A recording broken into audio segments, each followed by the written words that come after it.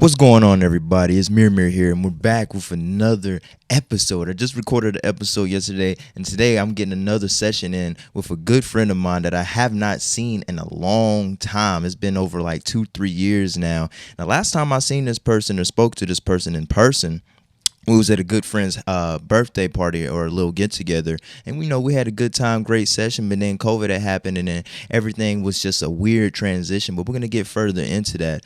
But you should expect these episodes to come out sometime soon, and also follow me on IG if you can, because now I'm linking that. I'm doxing myself now, so I might as well put that platform on there too. But without further ado, not gonna hold you any longer. Here's my boy, Seth. Hey, how y'all doing? What's good, bro? What's good? Um, it's just been a lot of school and stuff since last time we spoke.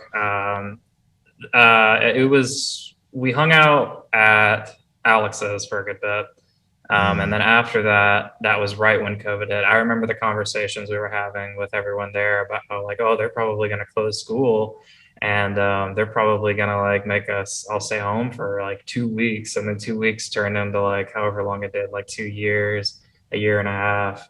Um, and we had to like finish school at home through Zoom, and it was just after that you just kind of didn't see anyone from high school unless you were tight with them. Yeah, So yeah.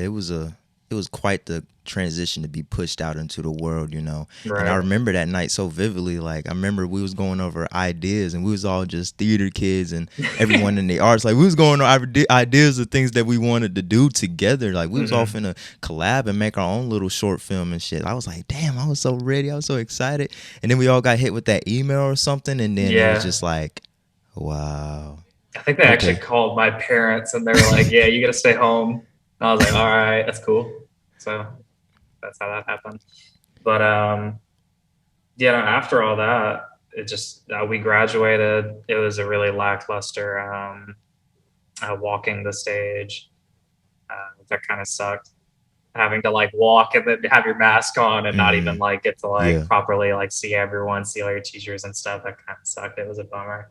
But all that happened, and then we had a COVID summer break, uh, which was really weird because everyone was like complaining about like Yeah. not being able to go outside, and then I'm just kind of sitting there like going places and all that, because that was right around the time that uh do you remember the conversations we had always have about how I was going to get like a whole bunch of money at my birthday?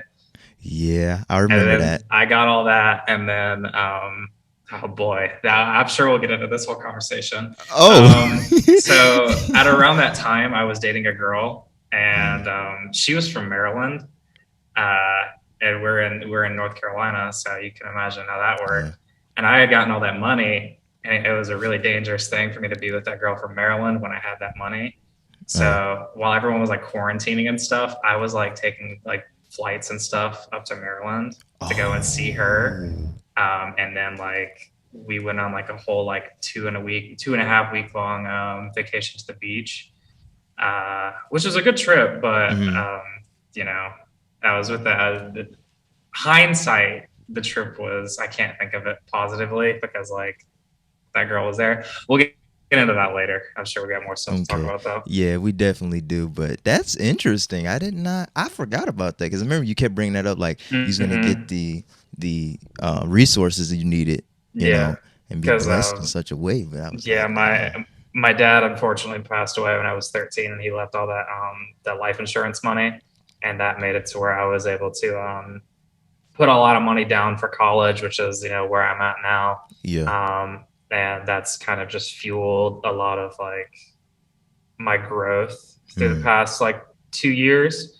Because I don't think I'd really like be here had he not like left all that stuff for me. yeah. Because college is expensive, uh, Yeah. especially when you're going to like a like little private college. Like scholarships and like Pell Grants and whatnot, they've helped me out a lot. But the main Mm, thing has been like the money that has been left from my dad. So that's a real good like blessing to have, is to make sure that like he wasn't really like all that there for me yeah. the majority of my life, but just to know like closer to the end, like he had like all that stuff like put aside for me. And he was thinking of me when he did that. So I can't be like too mad at the guy, you know? Right. For the sake of his kid's future, Hmm. I can see why you may say or feel that type of way, but not to make it any more sentimental, guys. I'm sure your college experience has been quite a ride. I've heard different stories from everyone, but I haven't yet to hear yours. And now finding out that you used your funds for college, and then Yeah. also with the girlfriend you had, or I don't know if you still have, Hmm. in Maryland. I don't the long distance thing. I've done that a couple times too before. No, no, okay, that shit's terrible. Don't ever do long distance.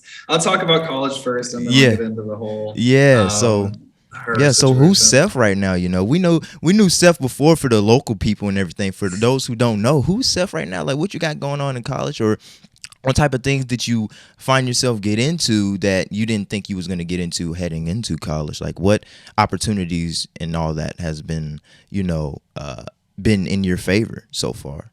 So college so far, it's been really good. I enjoy it. I love it. Like, Yeah. I all throughout high school, like I hated it. I never wanted to be there unless it was like we were in English class or we were like in Oh theater yeah, because I yeah. love those classes. Everything else I just didn't really care about, like Mm, math and science and stuff. Like I cut up in all those classes. I barely paid attention. But now I'm here in college and, I just love it. I love being here at school. Like every time I'm on break, I'm like, oh, I can't wait to go back. And it's mainly because like I've got like a really good like group of friends and a really good outlet to like, express myself. I'm still in theater. I'm still doing theater. mm-hmm. That's my major. I am a theater performance major or theater arts major, whatever the hell Yeah. it is. Um, it was musical theater, but I'm not good with music theory and all that stuff and like, musicianship and all that. So I'm more of an actor than I am like a singer or a dancer or something like that. So I switched over to just regular theater arts. Um, and I love it. We have done, how many shows have we done? We did Little Shop my first year here. I wasn't in that, I was in tech. Oh, Uh, I love tech too. Then the year after, which was last semester, we did. Oh wait, no. The first year I also did. It was a little one act, and that was pretty fun. It was like Brothers Grimm or something. Mm. Um, this year we did the London Merchant, um, which unless you've heard, have you heard the song? It was about George Barnwell, I think. It's like an Mm. old like British song. Anyways, Mm-mm. that's what that show was based off of, and we did that whole thing. That was really fun. I was ensemble in that, and then the next show we're doing is Cinderella. We start rehearsals for that the 8th, I think. Of next month. Yeah, February. Okay. So it's Okay. pretty close. And then like all my classes and stuff, I've been like, learning how to like do different accents, how to properly apply your voice in certain Yeah. scenarios, Yeah. actual like improv skills, acting stuff, a whole bunch of like stuff that like, you would learn in theater classes, but it's like, that's my focus. Mm-hmm. And when I have the classes that like, I really care about and enjoy, I'm able to like take that and just run with it and just like have fun. And it Have makes fun. it Yes. makes it easier to like love school. And then on top of all that, I'm in esports. So Ooh, yeah. Talk about that. Your school has the whole esports thing yeah, going on. that's where I'm at. I don't know if you can see the sign, but the sign is like our esports thing. Um, so our school has the esports club, and then we participate in like different leagues and stuff, like Mm-hmm. different like organizations for actual competition. And we have a whole bunch of different teams. We've got like Madden. We're trying to get 2K. We've got a COD team, League of Legends, Valorant, Smash Bros. We're starting up Halo this next season, and I compete in League of Legends and now Halo. So Mm. that's where I met all my friends was through esports. I have like Yeah. one friend that I've met through theater, and then like a couple acquaintances that I've partied with a little bit. But most of my friends are from esports. All of my roommates are in esports with me. and it's been really fun. You know, most people, they like talk about their experiences and like being on a football team or a basketball team and all Yeah. that. But like, you know, I learned my like, you know, team, like what's what I'm looking for. I've learned like my team building skills and like, you know, the familiarity of my teammates through esports, which is Right. it's an entirely different like beast than like, you know, physical sports and all that, but it's still like, you know, the mental is still like, you know, very much so there. And just, you know, those are your teammates, you know, you look out for them, you help them grow, they Yep. help you grow, that type of thing. And it's just, it's fun. I love it. I So like that. I love to hear that. Now that you're into that, well, you've always been into gaming itself, but then to be able to still do it at the school that you're at, and then still have that challenge where like you not only doing your own thing, but you're doing it with a whole bunch of others, and you all have to have that same type of end goal, and that's to win. You know what I'm saying? And that's to strive to even get better and to push each other. So I see those same elements like when we had in theater back in high school, and how you apply those into esports. right. I can see how that can be applied. You know, it's fun. Like you guys all went to like the NCTC stuff. I never Yeah. went because I joined like a little bit later into high school. So you guys got to like have that team sort of Hmm. like environment with your ensemble. Now I'm actually like, you know, going to tournaments and stuff too, like traveling. Um, February 5th. This isn't like for school or anything. I'm going to a tournament to it's a fighting game tournament. Hmm. Um, and like I wouldn't be able to do that if I didn't like join esports and if I wasn't like, you know, big in esports and all that stuff. So it's like you get to meet a whole bunch of people, and like, you know, just being in an environment that like, you know, is just full of like-minded people is super fun. It's super enjoyable. I love that. I really love to hear that. Why do I keep saying that? I love that. I love to hear that. I got a problem, man. If it's either too much in these podcasts, or it's I love that. I love to hear that. But I genuinely do. I just love hearing that, man. You know, I'm It's your crush. It's easy to fall back on when, you know, you like yeah. agree with it, but like you don't have any more to add. That's just Yeah, how I it don't have any more happens. ad, but you know, it's your shit. You know what I'm Right, saying? yeah. It's your shit. So, but man, I love to hear that for your college experience and everything. And I'm sure you have your challenges and everything like everyone else, but you know, that's kind of self-explanatory. I don't know if you want to go down that lane, but What do you mean? Go down what lane? the lane of just like when you first got there from your first semester compared to now, you know, and getting used to that type of because I remember when kids and or not kids when people in college when they first went, you know, everyone got sent back home, and then they started back up, and then they got back home, and then they're starting back up again.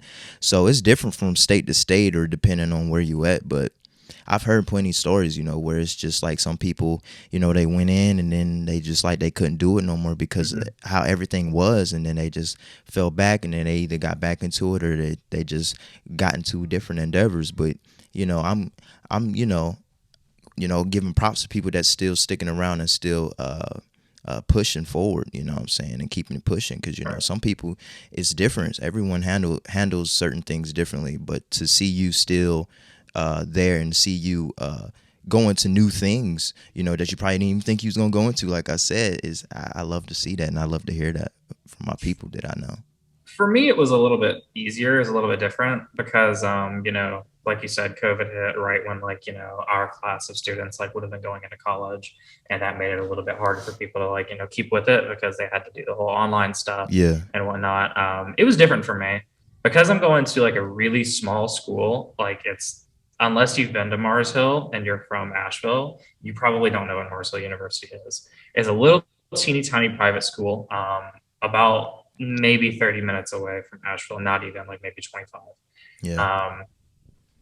And it's got a population of like, I'm probably wrong on this number, like I think 800 kids. That's like literally like a high school. Yeah, it's not a lot. So we didn't have to do online for too long. For the first like 2.5 months, we did online classes, and then afterwards we moved on to campus.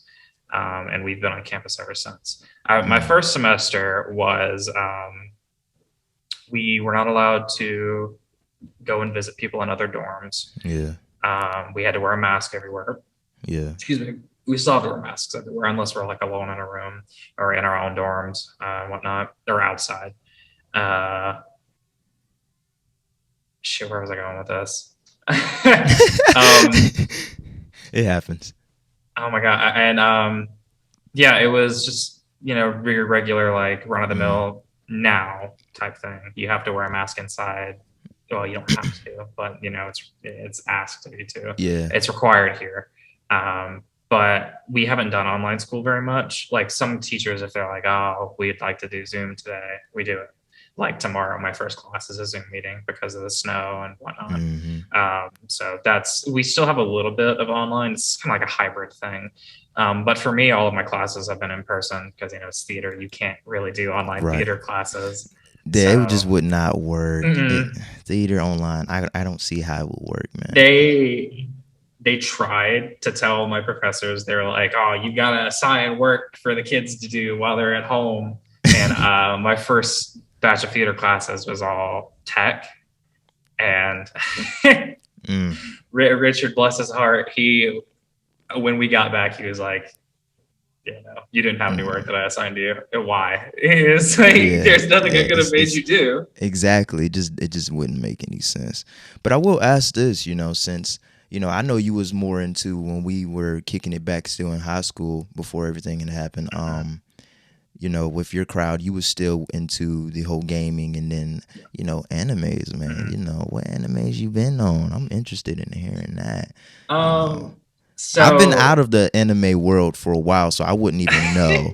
But I'm interested into hearing like what I've been missing out on. I want to know. A lot of the stuff that I've been keeping up with, I prefer to read over the watching anime. I still watch anime.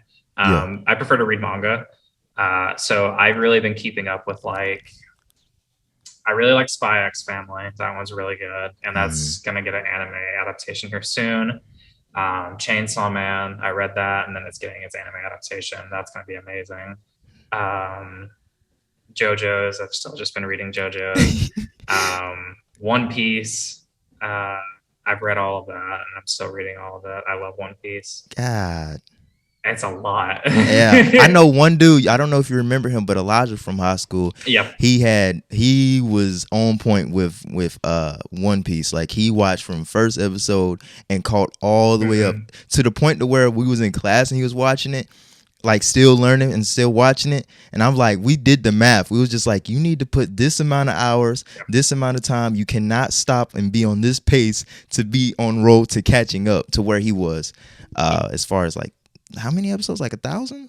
It's over 1,000 now. Yeah, I know. 1,000. I know in the manga, I think we're on let me look it up real quick. Yeah, research. Let me look it up real quick. Man, like he was really on the challenge. Like he was like, "Nah, I'm gonna catch up. I'm gonna get into this." Like, and he was in like 600, 700, and then before you know it, he already caught up. Like I remember one break, we had a whole Christmas break. He was just like, "Yeah, I'm caught up now." I'm like, "God dang, bro!" Like, you got a lot of time on your hands, but shit, I remember when he did that, but I was like, I can't do that. I mean, I could, but it would take me forever with how my life is going on right now. But for the ones that are into anime and all that, Okay, so there are, how many chapters are there? 1,038. So for me, it's more because like I said, I read the manga, so I get more sooner. The manga I think is around, I want to say chapter 1011.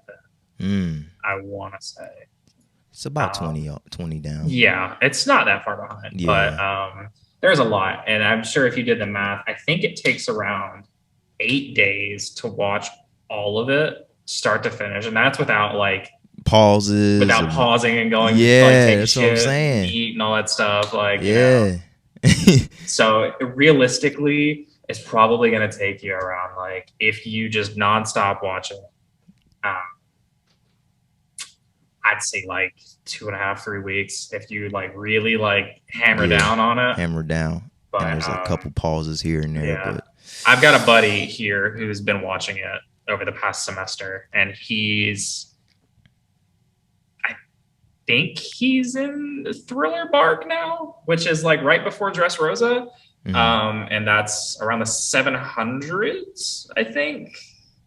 It's around there. It's around the 700 mark. So, and that's over like an entire semester, and he's still not done. So, good for him. It was one of my first anime. So I've just been able to watch it since I was a kid. Like growing up. Speaking of which, were you a Cartoon Network kid, a Nickelodeon kid, or were you like a Disney Channel kid, or like, you know? I watched a little bit of everything except for Disney Channel, which is weird because like everyone grows up talking about like, oh, Disney Channel. We loved we loved Wizards of Waverly Place. We loved Zack and Cody. I didn't like it. I wasn't with it. I wasn't with that. The live action stuff I didn't really care for. Yeah. I was mainly a Cartoon Network kid. Boomerang, all that. And it was mainly Toonami and Adult Swim because yes, Adult Swim. My mom told me that I wasn't allowed to watch it, so naturally I watched it. Same. I grew up just Aqua Teen Hunger Force was my favorite. I loved King of the Hill. King of the Hill. Like a lot of my humor Squid nowadays. Billies, Family Guy. Squid Billies and is funny. Yeah, there was a point where Family Guy wasn't even allowed on Fox. They transitioned to Adult Swim, and then they stuck to it ever since then. Yeah. And then moving back to Fox. But yeah, Boondocks, Robot Chicken, you name it, Cow and Chicken, all of that. Like I watched all of that, and I was just like, oh shit. Yeah. But looking back now, I can see why parents was like, don't watch that. Don't watch that. But I mean, fuck it. I found a little bit of like a leeway with that because my mom never said I couldn't watch Nicktoons, so I would watch it sometimes, but only when like Ren and Stimpy was on. That show should not have been for kids. It's so weird. Tell me why my YouTube algorithm keeps feeding me Ren and Stimpy clips now. It's so good. It's so good, but the other night it was like 3 a.m. and I was like awake with nothing to do, and I was like, damn, I want to watch Ren and Stimpy. So I Googled like what streaming services it was on, and it's only on Paramount Plus. So I was like, guess I'm getting Paramount Plus now. Right. And I just binged all of Ren and Stimpy. And I loved it. It's so good. It still holds up. I'm saying it still does. Like I'm saying, like my YouTube algorithm just like here's a clip of this. Here's a 10-second clip of this. And I'm just like, but I love that. I don't know why. I just love that though. It's just different from a lot, but especially with Adult Swim, it just has such a, I don't know, like a indie type vibe. Like you would see just about any and everything on there. It's not like a one type of scripted type of thing where like you know what's gonna be on, but like when it's on, and it's just like you're in it, and like I really love that type of shit. I don't know why. I can't really put my finger on it, but I just always gravitated towards that type of content. I think it's mainly because it feels like a little bit of like an open door for like newer creators and newer animators and stuff. Yeah. Because like there's always new and weird shit on there. Yeah, and it's even like, with the bumper commercials. Yeah. It's a home for like the more like gritty side of animation. Like now, like one of the newer shows on Adult Swim, Smiling Friends. Yes, I need to get on that. It was created by Psychic Pebbles, and I don't know if you know who he is. He's like, he's been on YouTube for a while. He's like done a whole lot of different animations. And he's on Oni Plays now. So he's like doing a whole like different Let's Play series. And on top of that, he's doing an animated series. Yeah. And it's like also I'm pretty sure Me Canyon had like a little one-off thing. I would not doubt. I could see them on Adult Swim though. Like if they were to say, hey, let's just give them 9 episodes. Them 9 episodes would pretty much hit. Like that would last you probably 2-3 months of content. But like the great thing about it, it's just like it gives a late night like underground type vibe where like you could tune in at this, but like I don't know, it's just so interesting. I can't really put my finger on it, but it's just like gives me this underground like scene where it's just like it's not just scripted, it's just it just gives me like indie vibes where it's just a lot of heart and creativity in the show. Yes, just a lot of love into their animations and everything. You just got to be really weird to make that stuff. So that like when it's created, it's really like coming from the heart. Yeah, it's like, really coming from their all into that. And like the developers and everyone that they're all on the same page as far as like the ideas they want to share. And I'm sure when they're in those rooms, but like we've seen shows when they get turned into, when they gain quite the fandom, like Rick and Morty, for an example. Like we've seen how that type of nihilistic concept, like BoJack Horseman compared to Rick and Morty, like the fandom behind that, and how the writing is just a lot more different now. It's just like I don't know, but I did watch a couple analysis videos on that. It popped up on my YouTube algorithm, obviously, but yeah, I noticed how those type of shows change. But some shows, they just keep the same formula because, you know, if it ain't broke, don't fix it. Right. But some shows on Adult Swim, you know, I'll still watch it, but it's just like it's not the same sometimes. But yeah, Toonami and all that, I was definitely into that. I remember waking up 6 o'clock in the morning watching like Yu-Gi-Oh! Or like that Transformers show. I forgot what it was called, but it was this cool as Transformers show where like it was a little girl and she was around all the Autobots and shit. I forgot what it was called, but the main truck that she would be in was the ambulance truck all the time. I don't remember that show, but I don't remember the name of it. I just remember seeing it. I never really watched anything Transformers growing up. I remember it would just come on. It would just come on. On Toonami, the main thing that like I really liked watching, they did a rerun, I think, of Cowboy Bebop, and that was just my favorite thing ever. It's still my favorite anime. Like today, I love Cowboy Bebop. Like you just turn it on and just be like, I memorized like every episode name, like every well, not every, like a good majority of them, and it's just because like if I saw it on Guide, I would be like, oh yeah, I remember that episode, and then I just like watch it. It was so good. You press the damn guide button, you go ahead like couple hours to see what's gonna be on. Like, okay, I'm definitely gonna watch that. Yep, that was me too. But like, I was so definitely into the Boondocks though. Mostly, I was really into the Boondocks, and seeing that, I was like, this is definitely the type of anime that I'm into. Like, I was watching anime, but that specific anime I was definitely into. But that's another show. Like I said with Rick and Morty, like, it wasn't the fandom that changed the show. It was more so the I don't know. It was just a little disagreements, and then the originator and the writer had left, and then that's when everything had changed. You know, they still kept the same formula, but you know, it just didn't have that same feel to it as the original person with the love that was given into that show. You know, it happens sometimes. It happens, but. Yeah. Do you mean for Rick and Morty? Did the creators change for that? No. They stayed the same. But the one thing I would notice is they would hire different writers for every now and then. Like they would have guest writers on there. I think that like attributes to like a lot of Rick and Morty success, because like the humor with that evolves a lot with the time. And that ends up like, you know, drawing in like more of a crowd, and it ends up like, you know, pulling in more people, because like, you know, it's never like, you know, stale comedy, which is like how I feel with like, a lot with like Family Guy and like with American Dad and stuff like that. Very stale. It like they have their jokes and they tell them well, and they're well enough, but like with like Rick and Morty or like King of the Hill, like the comedy like evolves. And then Simpsons too. Simpsons is good about it. Definitely. So it's just there's like a lot of like stuff that they have added because of all of the new writers and stuff. Exactly. So that I'm not opposed to it. It is a pretty much smart move, but it's definitely I can see how it can just be flipped very fast when trying something new like that. Yeah. Even with the original creators around, but you know, it works for some and some it don't, you know, but it's sustainable. It's like it's not gonna hold people forever, because if they like, you know, if they mess up something that people really like, then you know they're gonna lose those fans. But then they'll gain the same amount that they did. They'll gain some. Yeah, that's the thing about it. They'll definitely gain a new crowd, or like you said. But I'm sorry, I burped a little bit. But yeah, I was very interested in that as a kid growing up. Like, you wouldn't really catch me on Disney Channel, none of that. If you did, it was only because my cousin had came over, or I'm at his house, and you know, we're watching that Hey Jesse or Zach and Cody shit. You know, I don't care.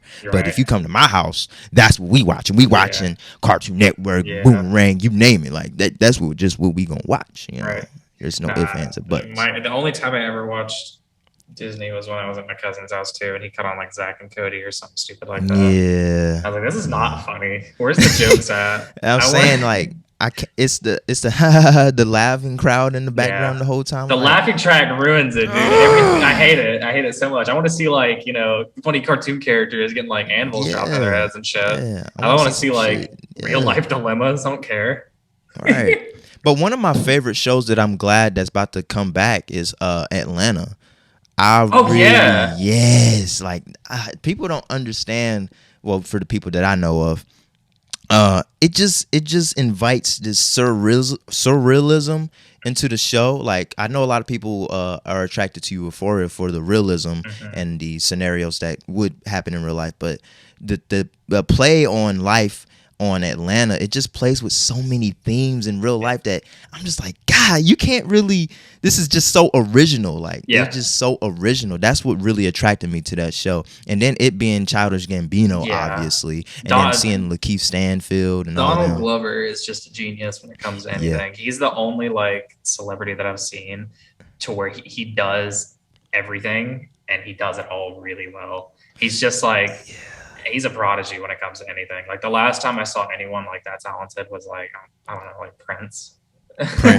There you had to plug in Prince. Even then, like his acting he's the big good. Prince lover. Like he loves Prince. Like if you give him the aux, Prince is most likely going to be played, and that's a good thing for me. I don't mind. But Prince for Seth, that's his. Yeah.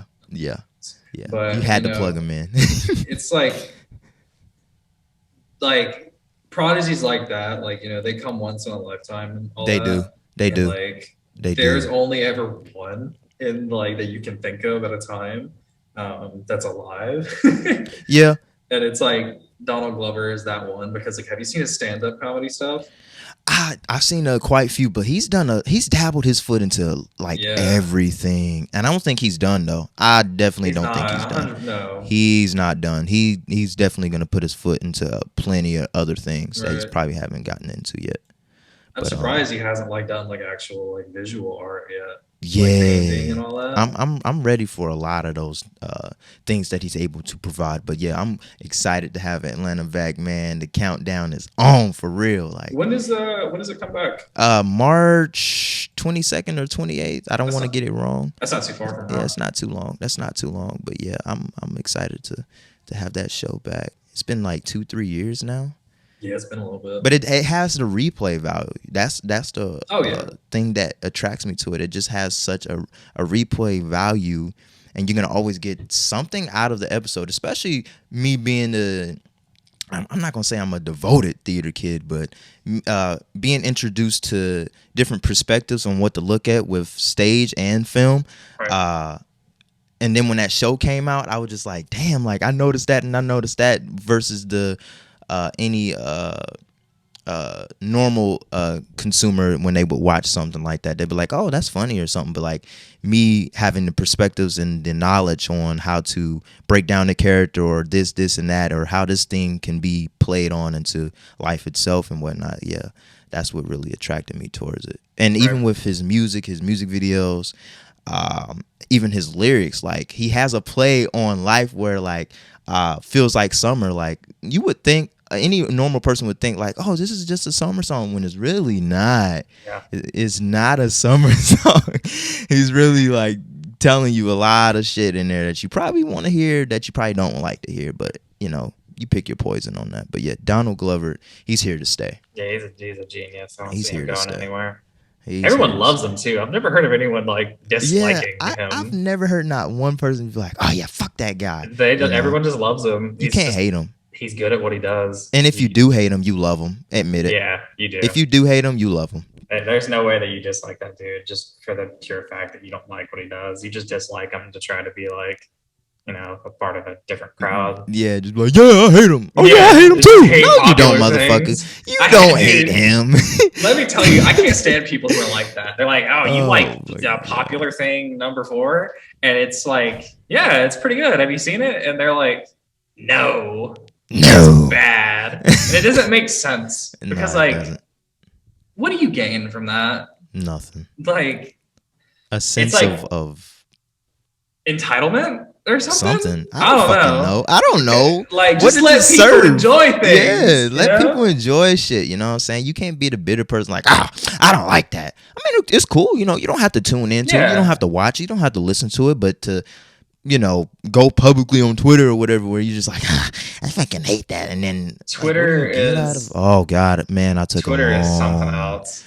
Bro, I just got back on Twitter. Just got back on there. I love it, but I hate it. I'm on Twitter all the time. And the main thing that I see is like, I'll tweet about something or like share something on Twitter. Mm-hmm. And it's like, you know, I'm really excited for like X, Y, and Z. I'm like super excited for, in the most recent scenario, I play Guilty Gear. I play a fighting game. My favorite character in Guilty Gear finally got released as a DLC character.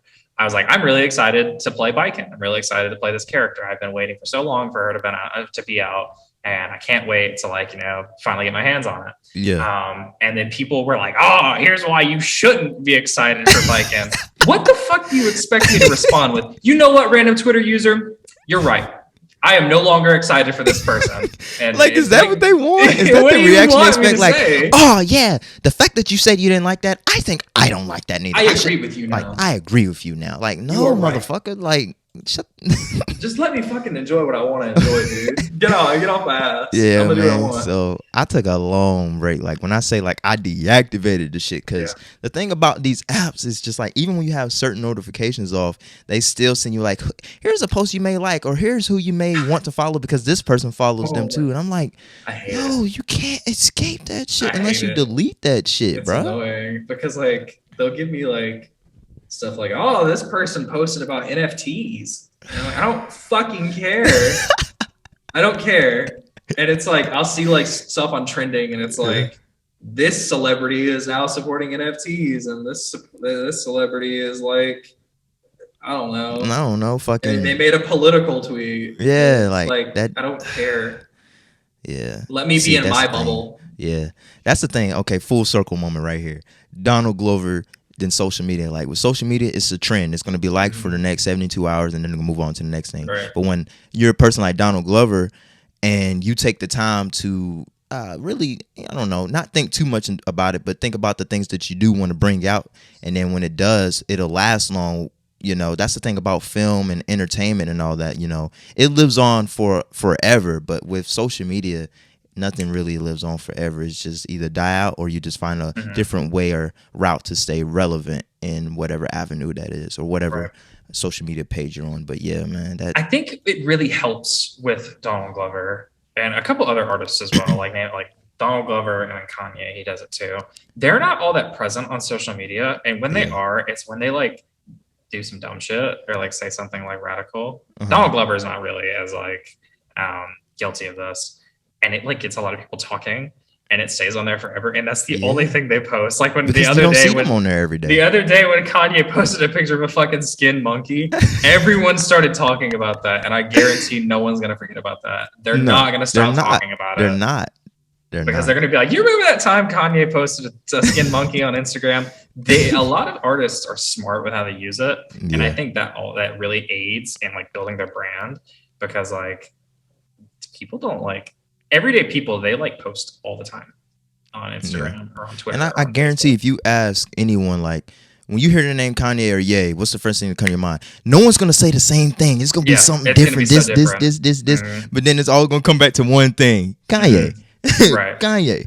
They're just like really smart with how they advertise themselves. And like some artists aren't because they use social media like everyone else. Yeah. And then people get tired of seeing them. And they're like, oh, this guy has got another dumb take. You know, it's just might as well unfollow him. But with that, they're always themselves though within their art. Even though it may be sometimes a kayfabe with whatever type of production they're producing, they're still themselves within that. Like you could find different elements of where, like, oh, okay, I see where this, you know, but. That's why they, you know, they're up for that challenge. They're up for those type of things. And then when they do show up on these pages like Kendrick, like if he likes something and he's not on there for a long time, they go crazy people over it for a long time. They're picking it apart like, oh, this means this is when this is going to drop, or this is who he's dating, or you know, people. hey, you let the people do it for you when you ain't got to do it for you. So Yeah, why do you need to advertise yourself? And you can literally like press one button and everyone like, oh, I know what's happening. Yep. They start talking about him. They get him trending just because he like pressed the like button. And what helps is free the whole all these fan pages and then the YouTube pages that does analysis on celebrities and then the TikToks and then all that, like all those type of engagements, and then you don't have to do not but just one thing. Yeah. You just post that. It's easy. You just reply to a comment. It's real easy. Well, okay. It's not easy because it's smart. They have like put themselves in the position to where like they're under that microscope on purpose. And they know how to like fuck with the microscope. If that makes sense. Yeah, like, so they'll go MIA for a long time. You're not thinking about them. You're not. Then they'll hit you out of nowhere, and just like you have no choice but to talk about them. You're not going to escape it. Everyone's talking about it. It's a like occurrence or something that like it never happens, and now it's happening, and now stuff is happening. Like what's going to happen next? Yeah, you're looking for it in the next few months. So it's pretty cool. That's exciting. I love that. I love when people take that type of route. But you got to, not everyone can do that route. I see why some people choose different routes into their brand and everything. But those specific two people, since we brought them up, they do it. They do it right. They're smart. They do it right. I don't know how, but they do it just right. I'm so, dude. Keep back to Kanye. Oh my god, I am so like.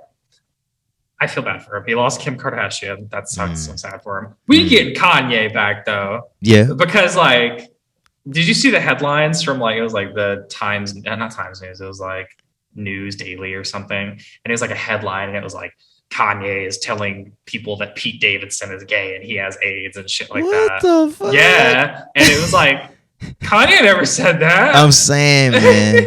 These fucking media outlets, like who the fuck picks up a magazine now? Like you look at it if you go to the store, but you ain't picking that motherfucker up. Like that's just a hot take right there. And it's like, if that's true and Kanye is saying stuff like that, we're getting old Kanye back. I love old Kanye.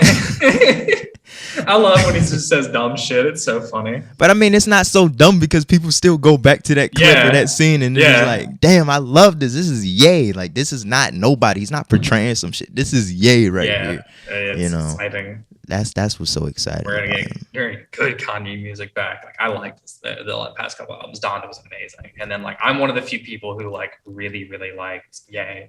Ye was one of my favorite albums that he put out. I'm gonna say this about the Ye album. I know it was an experimental album when it first came out. It took me a while to really grasp everything, but then more listen throughs, and I started to put together like it from Yeezus all the way up to Donda. That little part right there, that stretch alone is it's you have to be in the know of all of everything that's happening in his life at the times when those things drop, and then leading all the way up to Donda. Like it really all makes sense in those lyrics and everything. And he knows what he's doing. I loved Ye mainly because like you said, you had to listen to it a couple times before you were like, oh yeah, this is good. That's how I digest my music. When I listen to one thing, or when I listen to like a specific artist, I usually hyperfixate on that artist, and I only listen to this album like over and over and over again. Like on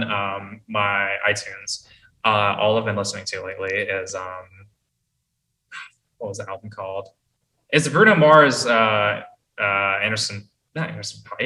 Mars Anderson .Paak album. Yeah. I've been listening to that a lot. Like that's all I've been listening to. And it's so good. How do drums in there? Dude. How's those drums? Like, bro, you don't know. Like, I love drums. And when people do the drums right, like specific people like MF Doom, he does the drums and the crispiness of it. And then everyone just provide when he's another guy I've been listening to, MF Doom. I've just been listening to Food a lot.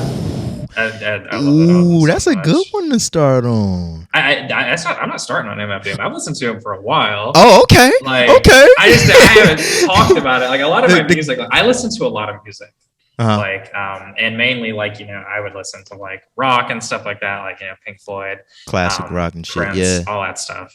I listen to a lot of rap too. Like I listen to MF Doom. I listen to Anderson .Paak. I really like Anderson .Paak. I mean Biggie. You like those MCs? You love those MCs. I like the I love Wu-Tang. Yeah. I People that can do. really rock the Yeah. mic. I like people who like, have a good flow and they've like, got stuff to say and it's got substance to it. I Mhm. like it like, with like mumble rap and shit like that. I love J. Cole too. Yeah. They're using their like, medium of art as a really good outlet to express themselves. Yeah. They're essentially providing something, and it's Yeah. always you with one listen through, it's just not enough. You have to. You gotta it's just go like again. no, they're demanding you to go back to listen to it because there's something else that you're missing out of it for real. Right. Those artists you just named, yeah, I can see why a person like you may listen to. Yeah, exactly. I just love the artistic expression that they like bring to the table, and it's just super super fun. So like because they're able to enjoy. provide something. Some people, I'm not saying you have to release something that where I have to take a deep dive. Yeah. Some people make music for the melodies and just for the chill vibes. It's not meant for a deep listen through. It's just meant for the vibes in the room. But then artists like that, they just provide such a thing that you have to grasp it. You have to. It's just you have to listen to it multiple times to really get it. But yeah, definitely Doom. Earl Sweatshirt. I forgot about Earl Sweatshirt, dude. I love yeah, him. it's okay. Yeah, I hate when I leave out people too. I'm like, fuck, I left them out, but I didn't. I'm gonna forget people too. I've been listening to Doris a fuck ton. Like I've gone back and started listening to that more. I love it. I love Earl Sweatshirt. I'm probably like here in Asheville. I don't live in Asheville. I live like really close to it. In Asheville, there's a record store. I'm gonna go and like try to pick up a couple different records. I love going. If they don't have Doris, I'm probably just gonna order it because that's on the top of my list of albums to get. Because I have a record player and I listen to a lot of stuff in my room in there. Vinyls. Yeah, man. I grabbed the first one I could grab. That's a good one. That's a good one. This is definitely one I know people needs to play, man. Yeah, like Good that Kid, one's great. Mad City. It definitely has the deluxe one too. Don't get get both, but if you're gonna listen to it, listen to the deluxe, man. Get the deluxe. I just recently got In the Court of the Crimson King by King Crimson on vinyl, and then I got Led Zeppelin 4 on vinyl. So I got those. I'm pretty excited about that. My friend, for Christmas, he was going to buy me. It was a Perfect Circle album, the 13th Step, but he ended up getting it on CD accidentally. So he had to send that back, and we were gonna go to the record store. I was so bummed out too because I love. I mean, he still looked out though. He got you something. He did. Like, and I appreciate it. CD, dog. I was like, I can't listen to it, man. I wanted the record, man. It's so cool to have. I can like put it up on a wall or something. Yeah, pretty dope. It's a really good album cover. Yeah, I love the fact that you got the Dark Side of the Moon on your. Oh yeah, I like here in the next like 2 weeks. I'm gonna go to a tattoo shop up in Nashville. I think it's called Bliss Tattoo, and I'm gonna get. Do you know the "Wish You Were Here" album cover from Pink Floyd? The two dudes shaking hands and the one's on fire. Yep. I'm gonna get that tattooed on my arm. Ooh, you already got the whole concept and everything. You've been talking. I've got a whole artists. bunch of stuff. God, and then, I love that.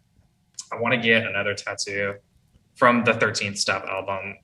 If you haven't seen it, it's like a woman's face. And it's all whited out. But then on the side of her face, she has put a picture. She has a banana centipede like crawling up her face. I want to get the banana centipede like tattooed up and around my leg. I think that's gonna be a dope ass tattoo. I'm pretty excited for it. Yeah, I've heard you talk about tattoos, but those tattoos you're talking about now, those are new. But speaking of which, since we're on the Dark Side of the Moon, have you seen that video that's on YouTube? It's called Dark Side of the Moon Oz. Where you played it the same at a specific point, and you start the album, but you turn down the movie. Wait, it was at The Wizard of Oz. Yeah, I've seen it. It's popped up in my recommended. I haven't watched it, but I've heard people talk about it. And there's people that put the time steps that line up with the lyrics, and then I'm just like, when I first saw that, I was off edibles.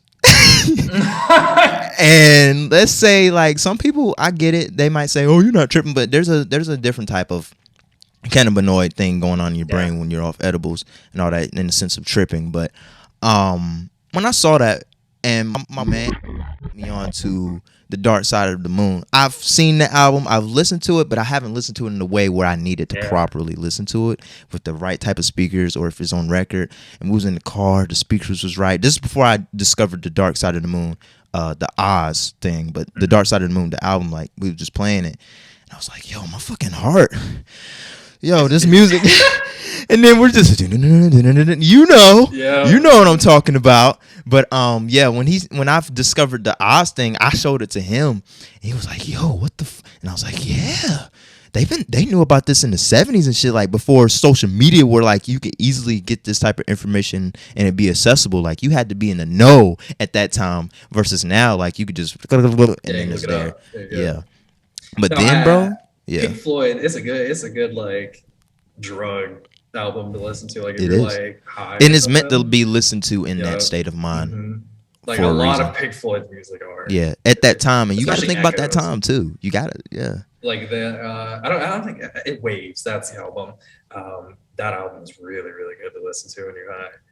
I don't know if you remember if you were ever there for it, but every time before we had a show, I would come in early, and I would like on the speakers I would put on like Pink Floyd, and I would just lay in the middle of the stage with the lights off and just listen to Pink Floyd. Every single time. I don't know if it was on some visuals type shit in the dark. A couple people that caught me doing it because like you could hear it. So if you were there early too, you would catch me. Yeah. But I did it all the time, and it was awesome. For me, when I was listening to the Dark Side of the Moon, first time full through with my boy in the car on the way to Durham, my heart was just like doom, doom, doom, doom, doom. I was like, yo, what is this feeling? He was like, yeah, and then right when we got to Money, I was like, whoa, and I was like, whoa.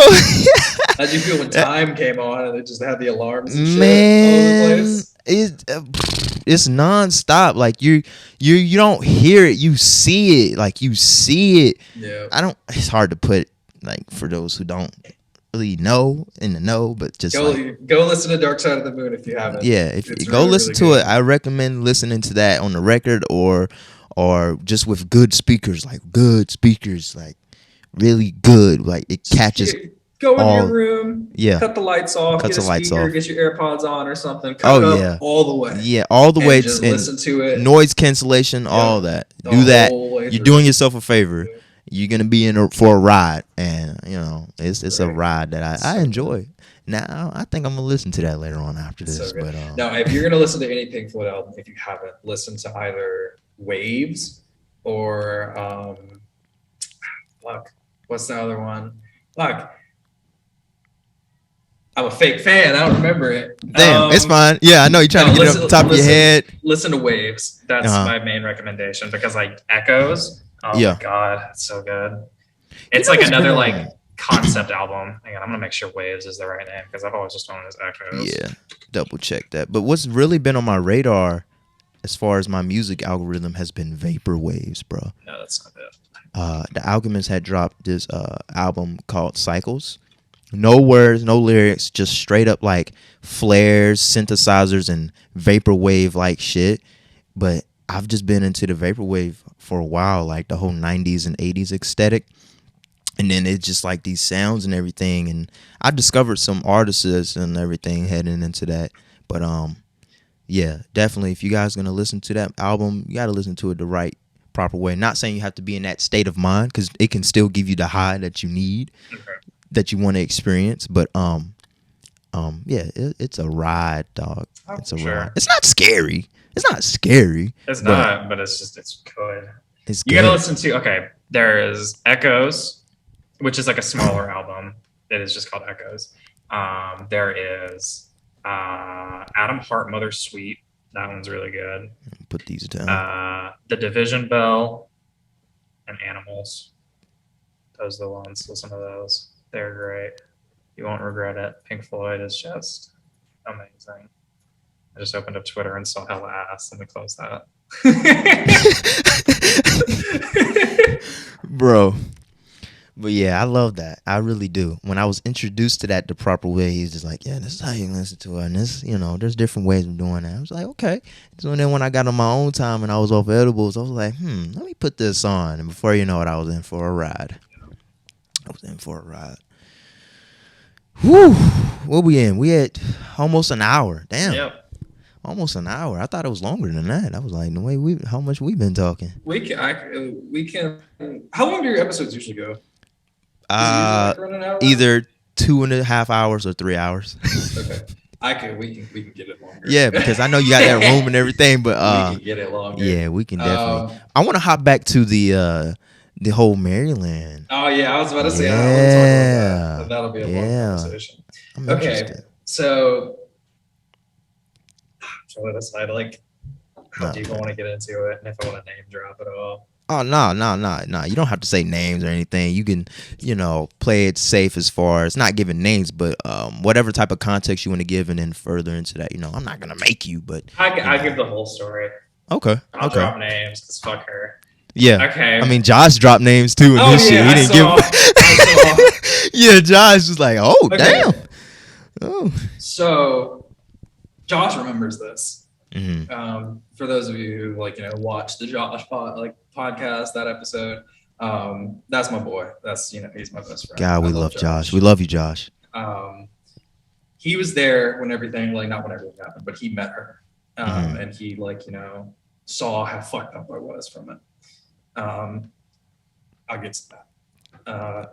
So we dated. We met through. So I'm on Discord a lot, and I have my own servers and stuff. Yeah. And I have my friends, Shawnee, Rafi, and then Jonathan. Shawnee lives in Maryland. Rafi and Jonathan live in Florida. I met Anna through Shawnee. Because we were all into anime and video games and stuff. Yeah. We were making plans, go to conventions and stuff and hang out together. So we can finally meet. So I can finally meet Shawnee and do all this stuff with him and spend time with him. He introduced me to Anna, and he was like, I really have a big crush on this girl. He's like, I really like her. I want to be with her. That type of stuff. And I'm like, all right, go for it. Good on you. And I go ahead, dog. I was it's all trying you. to give him advice and all this stuff and helping him out. Yeah. And he introduced me to her. Her and I hung out and stuff. We talked more, and then we started talking more. And then we started talking even more. Yeah. And then I was like, damn, I really like this girl. I really, really like her. And I felt bad because it was that was my boy. He was he really liked her. But I talked to her about it and all that stuff. She's like, I can't see myself being with him. She's like, I don't have anything any emotional attachments to him like that. Oh damn. So she told you that, or that was just because I was like, Shawnee really likes you, and I was like, and I really like you, and I I would like to be in a relationship with you, but I don't want to start anything with you until Shawnee knows how you feel about him, right? Until I'm able to talk to Shawnee about here's how things happened, right? And whatnot. All that played out. So I spoke to Shawnee about it, and we unfortunately stopped talking for a while because of her. And I, by extension, I stopped talking to Rafi as well. Jonathan, he stuck around. Yeah. He's he didn't want lose me as a friend and all that, and he understood why I wanted to be with her, because he was I've been in a similar situation before. But I get why they were upset. We're all good now. We're buddies now. We hang out all the time. But it was I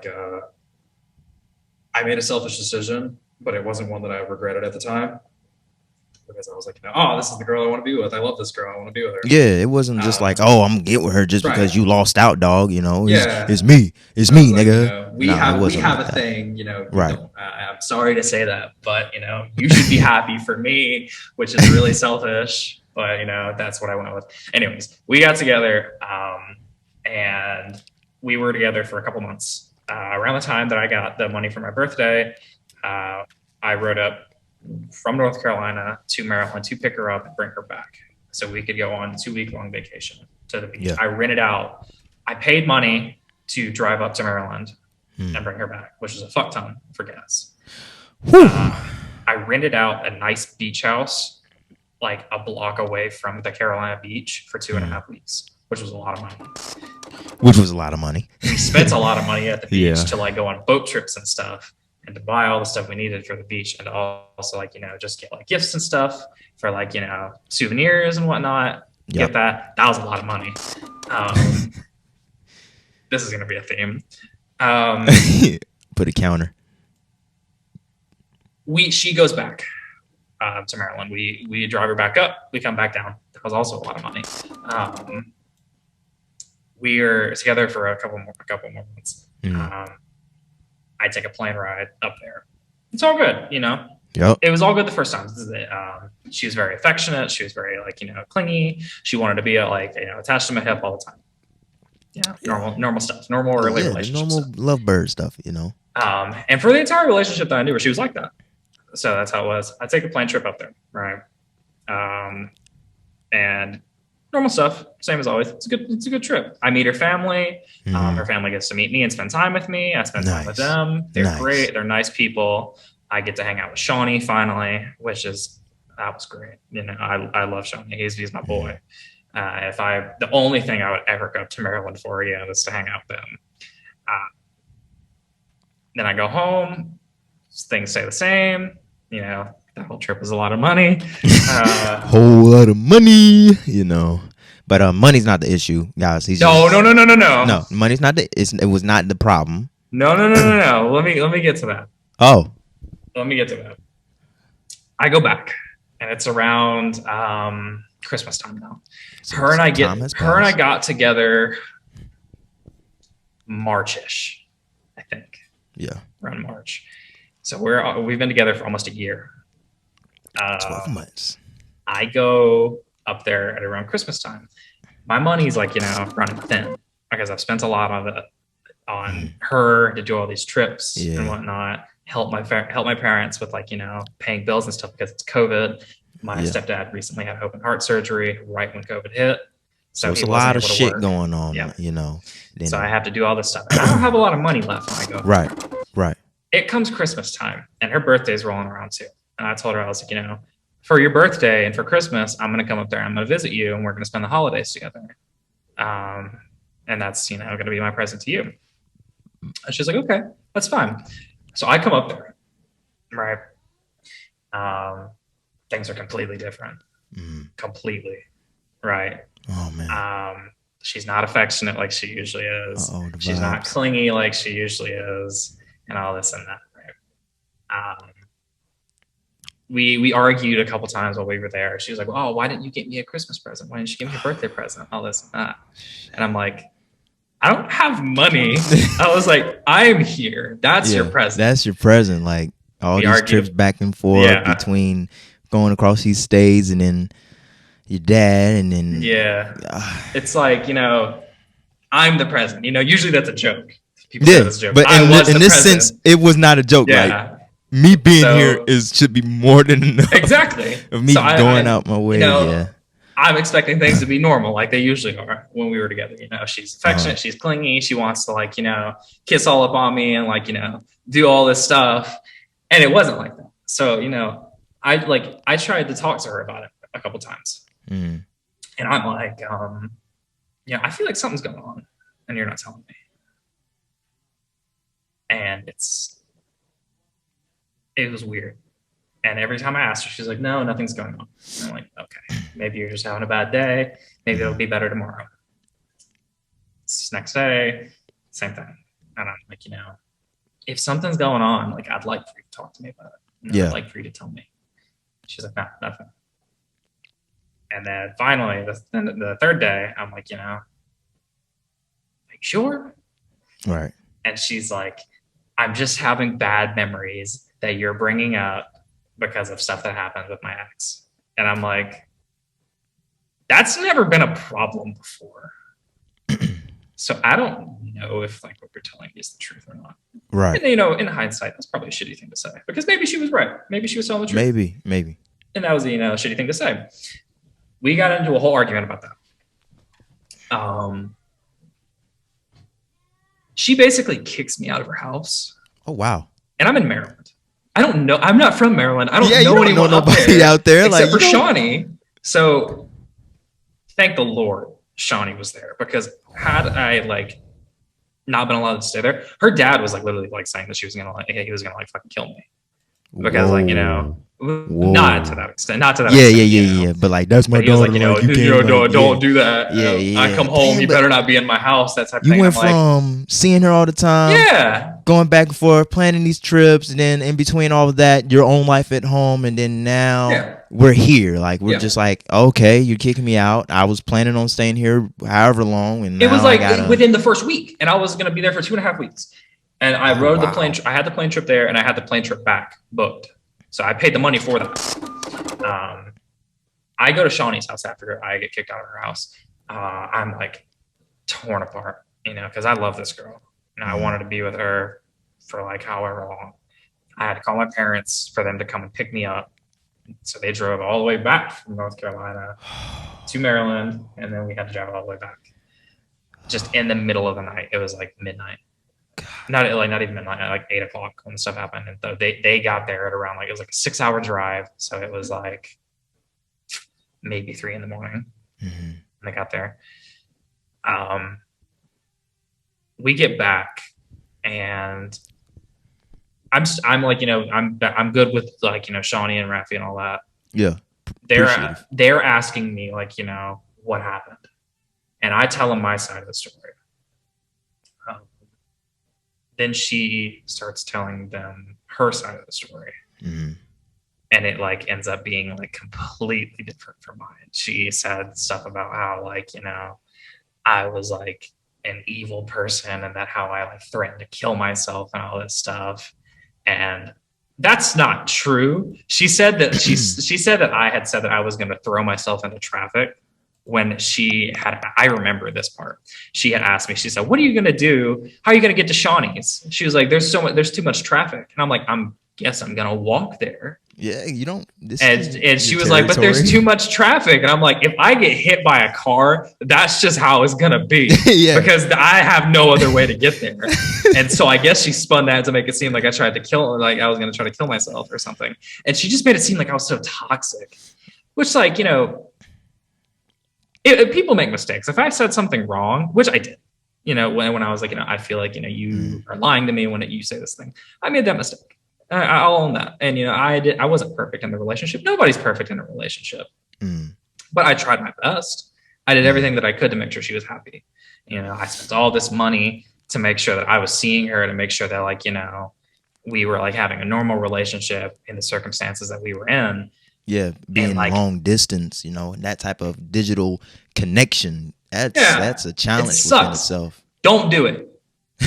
Don't get in a long distance relationship. Yeah. He said, don't get in a long. Yeah, I've had my fair share where it was just like, it was fun, but like I can't. Nah. If you're trying to fully dedicate to it, it's not worth it. But time goes on, right? And one of my other friends, his name's Prince. He gets with Anna, and he tells me, he's like, I'd like you to know, I respect you enough to tell you myself. I don't want you to find out for anyone else. Her and I are together. And I'm like, okay, cool. I'm glad you tell me. I respect that. That tells a lot about, who you are as a person. We're not together. I'm like, her and I aren't together anymore. It's like, it's not my job to be upset. It's not my job to care about what she's doing. I just hope that like, you do your best for her, because, I still have feelings for her. And I was like, I just want you to do your best. That's all I can ask. And he's like, of course, man. So yeah, I found out about that, and I was like, man, that's not that long after we broke up. Yeah, not that long. That was a little fast. And then more time goes on, and I speak to Shawnee about it again because he's the closest to her. He still spoke to her, and I asked him. I was like, do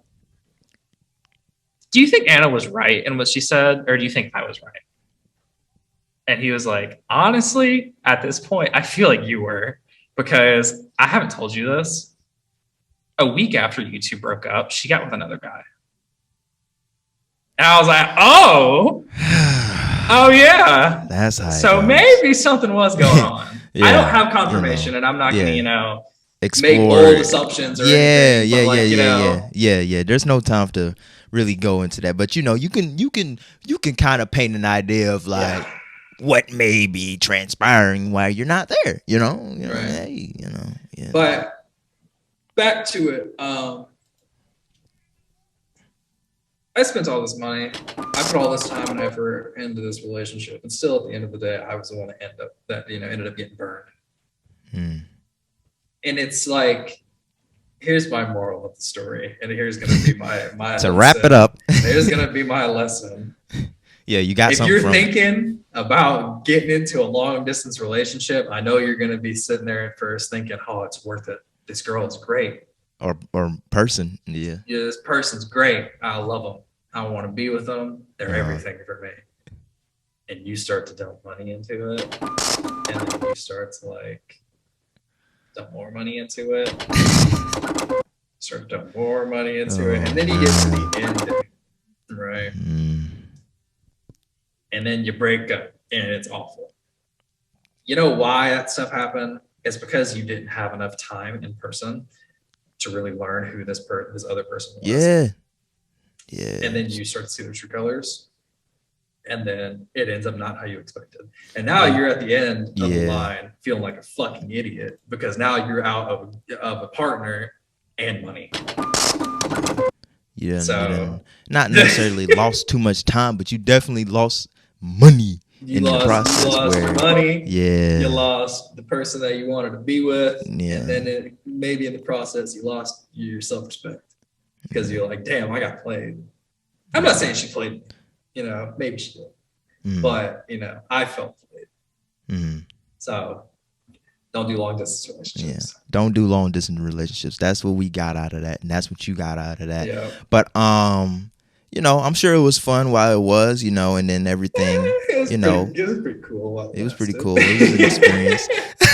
But for it to go like that, I don't wish that on nobody, but it's just like that fucking sucks, I don't know for those who's listening in the future when this does release, like we don't know the full thing of everything and how a person was, but for you to say like you don't know a person who you're dealing with until you know them and then the true color show, so it's a little different when it's long distance. But when you're in person and you share a space, or if you see each other every day, you talk to each other every day in person, where you share that physical, emotional connection, then it's a little different. Then you can figure out who you're dealing with, or the red flags, green flags, and whatnot. But it's hard to little habits and stuff, like maybe you get really pissed off by the way they chew their food.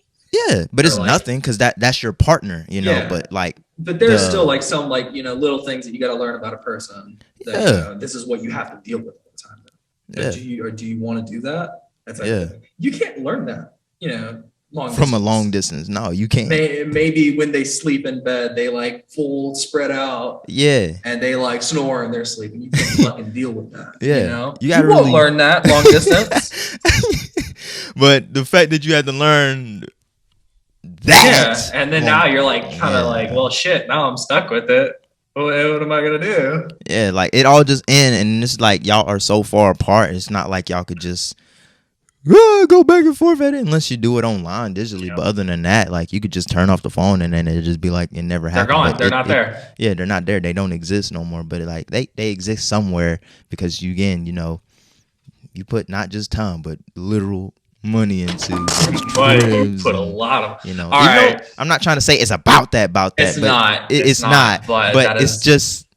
That's another aspect of that relationship. Yeah, it's an aspect of what have to worry about because it shouldn't be about money. It shouldn't, because when you're in a relationship, it should just be like I want to be like with this person. I want to spend time with them, and it shouldn't be like any money involved. But with a long distance relationship, that's an aspect that you have to think about, and that's more stress you're putting on yourself. And then eventually, that's more like fuel for arguments and fuel for problems. Because if you're not making enough money, if you're not like you don't got enough money in your pocket, then that's like actively hindering the relationship. It shouldn't be like that. It shouldn't be like that, but it just is. It just is. And one perfect example, damn, now that just brought up as far as long distance relationship, a whole dude vlogged this whole long distance relationship and came out about how this girl, he lives in the Caribbean islands, and this girl lives in, I think, Georgia or Florida. His name's Christian Adam G. I don't know if y'all know, he's a YouTuber. He uploads very good content, but he takes months to upload just one video. But his recent video he had released, he came out about a girl that he was with for almost a year. And, you know, he was spending money to go see her. But again, it wasn't about the money. But if he didn't have the funds, then they would never have developed certain things. So, you know, he saw her a lot. Like he would essentially work to just go see her a lot more instead of putting his time into certain things that were important to him still. But, you know, the importance of building that relationship, you know, it has to be in that person. It has to be in that same shared space. So time goes on. And it turns out he asked this girl to marry her. He buys her the ring and shit, you know. But to get straight to the point, it's just like, damn, it's a bummer. She was seeing somebody else, and someone That's also from another thing. someone from that friend circle was just like, I don't know, That's bro. another But it's thing just that you like have to- too late. It was too late, and you know he was hurt. He was fucked up. You know, I'm sure he had his fair share of fucked up shit he's done, but she fucked him up. That's another thing you gotta worry about with long financially and fucked them up like mentally. Now Yep. it's just like long distance relationship is not. You his can't thing. keep tabs on your Nah. girl when you're Yeah, in but a it's not about long-distance like if you have to relationship. feel like you have to keep tabs, then that's already a problem within Yeah. itself. But like There he should be didn't feel trust. like he had to, you know. He had that Exactly. trust, like he had full on trust, Right. you know. And he definitely went into the things that he learned about himself and the relationships that he has with others. So he definitely got some growth out of that. But yeah, man, if you want to watch that, or for anyone that does, I'll probably put a link in that or a picture of the whole page. Yeah, I don't know why I brought that up for me, but yeah, like he definitely came out of pocket. Cause like he had to get his visa and everything. He's coming from a whole different country and shit. Yeah. So yeah, but yeah, we're gonna leave that where it I is. feel for him. Rightfully, we're gonna leave that right where it is. So you had said money a little bit. I recently played Red Dead 2. Money. Holy fuck, that game has is the good. best replay value out of Oh all my AAA god, that games. game is good. AAA I games. wish The story mode, not the online. The story mode, Don't play not the online. online. not I the online. wish I could go back to where like I don't remember anything about the game. It was like my first time playing the game. Oh my 2018. god. Game just came out. Now that was just when we got done doing states, I think, or regionals for NCTC. My birthday. Next day I come home, I see that Red Dead physical copy, 2 discs. Got to load that disc in, put the second disc in, load it up. I'm in there playing like 9 hours deep, bro. So I'm like, good. God. But yeah, that's definitely one of the games that has replay value as far as the fun and everything they provide and the deep thing. My favorite game ever is Persona 5, and like I didn't ever think that another game would come close to like topping how much like I love that story. Yeah. How much I loved all the characters, but I played Red Dead. I'm like, wow. Yes. That was amazing. Yes. Like I have never in my life. I'm probably gonna get into some spoiler stuff talking about Red Dead. So spoilers. They should already know by now. If you haven't, please play it. Play Please, it. Please. But play if you care about spoilers, I'm sure Amir will throw up a timestamp for whenever. yeah, I'm gonna put. I will All right, finish. this is a warning. So if you listen to this part right here, sorry for you. But go ahead.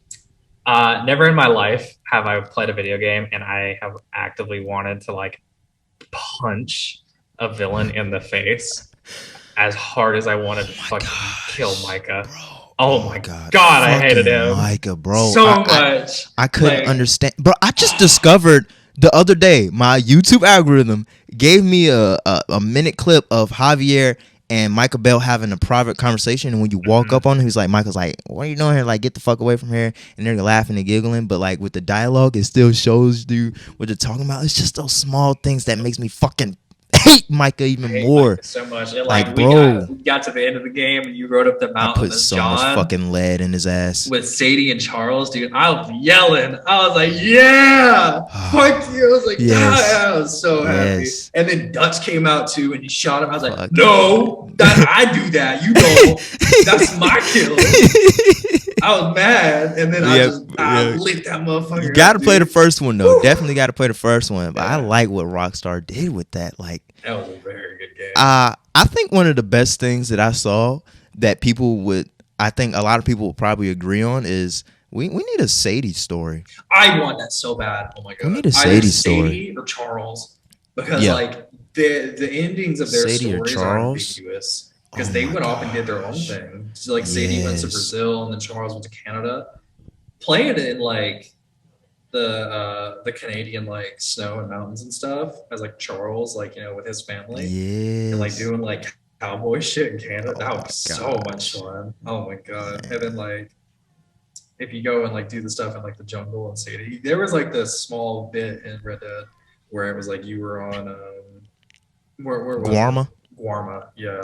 Yeah. And like they showed us a little bit of what it would be like to be a cowboy in the jungle. You can Mhm. literally just do that with Sadie. Like, I'm give us a whole saying- game about Sadie, and I'm saying, that's like- what it is. Like we get to see like an epilogue of like Sadie when she had her family and her husband before, that first mission when you go in and her house burns down and her shit got raided and she's hiding.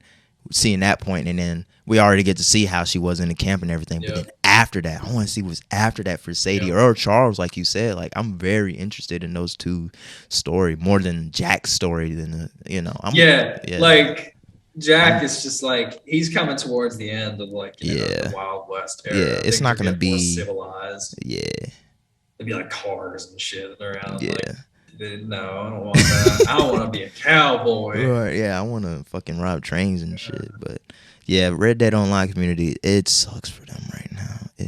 It sucks for them. I'm not even higher than a level 5 or 8. That's how much I saw. Like, yeah, they don't give a fuck. Let me not play this. It does. Let me not play this. That formula does not work the same way it does for GTA 5 Online. Nah.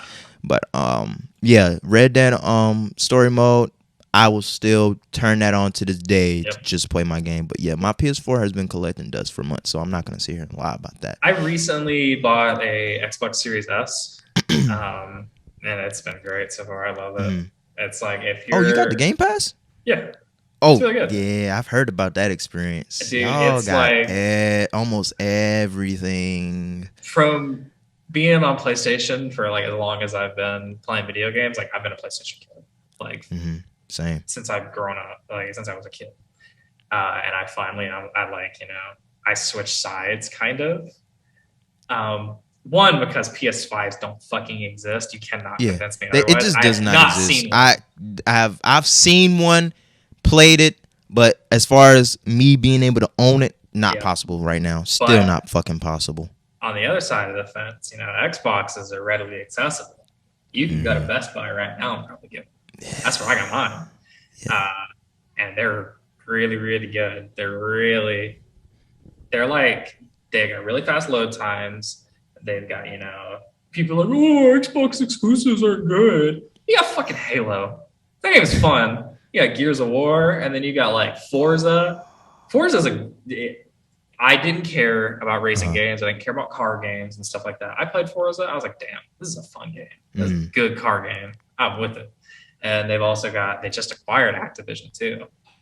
And Yeah. Blizzard. So down the road, Hey, the only thing you should be worried about though, as far as that, is those fucking monopolies. Like you don't want that in especially in the gaming community. I'm sure every company provides different things as far as which gaming system and whatnot. But there are some things I prefer PlayStation yeah, over. there's some things that I still prefer, but it's just like what Xbox is doing right now. They're doing that old formula when they just taking over a lot of shit, and then hey, you can't say no to that. You just can't. And plus, Game Pass is the best deal in gaming ever. Right So, now. Yeah, right now. Yeah, going forward. So good. So good.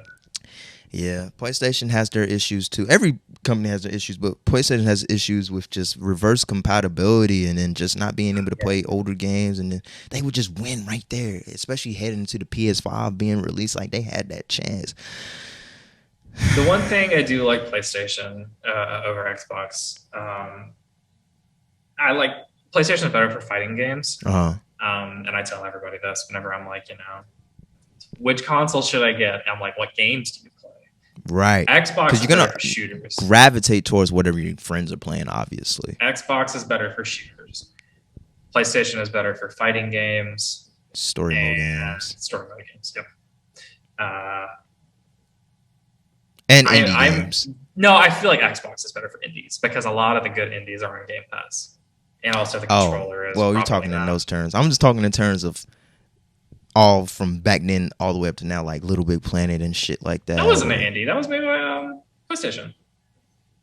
Damn, it was PlayStation.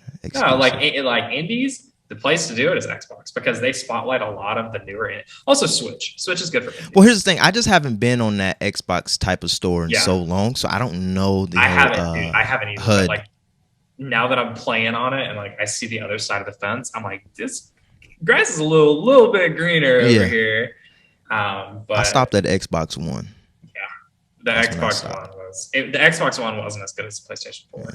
Yeah, it just wasn't. But I think the way it's shaping up, the Series Xboxes are going to be better than the PS5, at least from what I can tell early on. Yeah. So there's my I'm tipping my hat to Xbox. You got me. You got me. You got me. I'm with you now.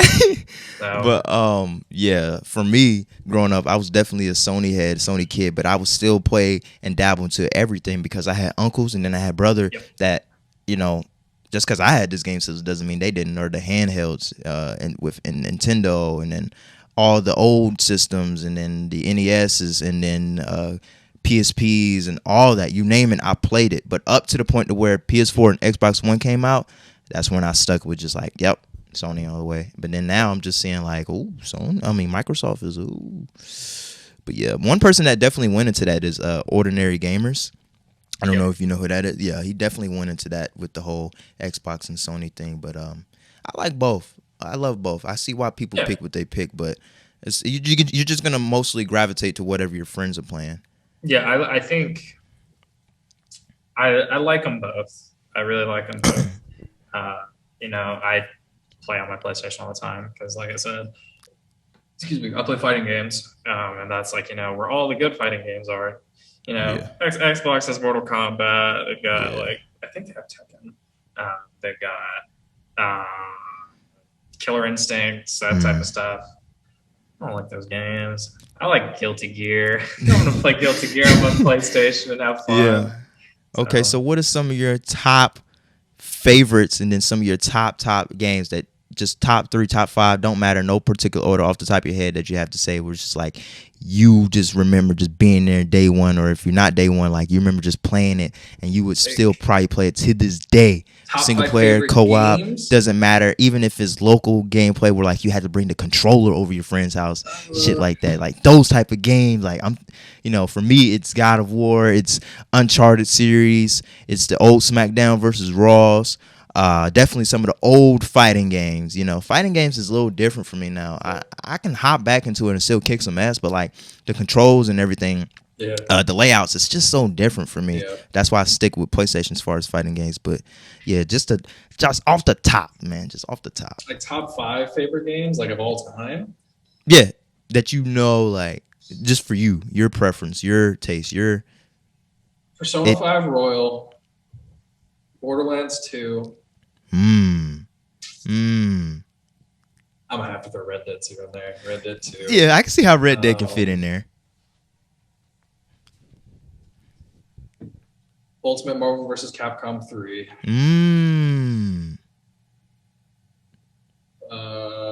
League of Legends. League of Legends.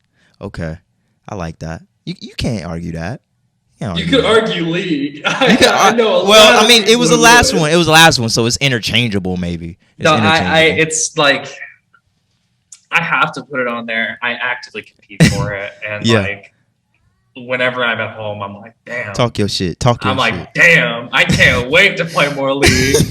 I'm so ready. I love it. It's toxic as shit. I bet. I fucking bet.